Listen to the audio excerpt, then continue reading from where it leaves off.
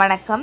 இன்றைக்கி நம்ம கிச்சனில் என்ன பார்க்க போகிறோம் அப்படின்னு பார்த்தீங்கன்னா, உளுந்த வடை பார்க்க போகிறோம். அதுக்கு நான் 200 கிராம் உளுந்து எடுத்து 20 மினிட்ஸ் ஊற வச்சுருக்கேன். ஊற வச்சு இந்த மாதிரி அரைச்சி வச்சுருக்கேன். நான் அது கூட ஒரு டேபிள் ஸ்பூன் அரிசியும் சேர்த்துக்கிட்டேன். அது மட்டும் இல்லை, நான் பச்சை மிளகாயும் சேர்த்து அரைச்சிட்டேன். ஏன்னா காரமாக இருக்குது அப்படின்னு சொல்லிட்டு பச்சை மிளகாய் தூக்கி போட்டுருவாங்க. ஸோ அதனால் பச்சை மிளகாயும் சேர்த்து அரைச்சிட்டேன் மாவோடையே. நீங்கள் மாவை வந்து ரொம்ப தண்ணியாக அரைச்சிடக்கூடாது, கரெக்டாக இந்த மாதிரி பார்த்துக்கு அரைச்சிக்கோங்க. அடுத்து வெங்காயம் கட் பண்ணி வச்சுருக்கு. அடுத்து கருவேப்பிலை. இப்போ உளுந்த வடை எப்படி செய்யலாம்னு பார்க்கலாம் வாங்க.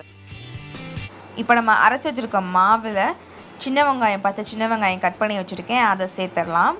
அடுத்து கருவேப்பிலை சேர்த்த பிறகு உங்களுக்கு தேவையான அளவு உப்பு சேர்த்துக்கோங்க.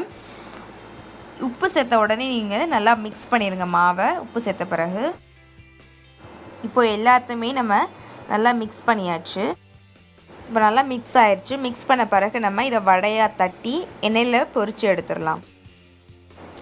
இப்போ ஒரு கடாயில் எண்ணெய் ஊற்றி காய வச்சுருக்கேன் வடை தட்டி போடுறதுக்கு. இப்போது நம்ம வடையை எப்படி தட்டலான்னு பார்க்கலாம். இப்போ இந்த மாதிரி தண்ணியில் கையை நனைச்ச பிறகு ஒரு பேப்பர் எடுத்துக்கோங்க. இந்த மாதிரி ஒரு ஷீட் எடுத்துக்கோங்க. ஷீட் எடுத்த பிறகு நம்ம மாவு எடுத்துக்கலாம். எடுத்துட்டு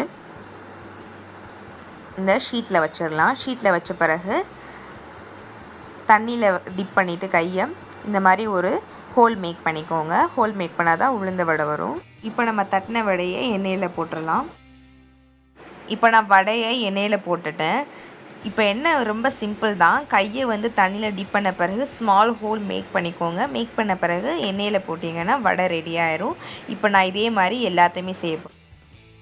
இப்போ ஒரு பக்கம் நல்லா வெந்துருச்சு வடை, திருப்பி விடுங்க. இந்த மாதிரி ப்ரௌன் கலரில் 2 சைடுமே வரணும். வந்த பிறகு நம்ம வடை எடுத்தோம்.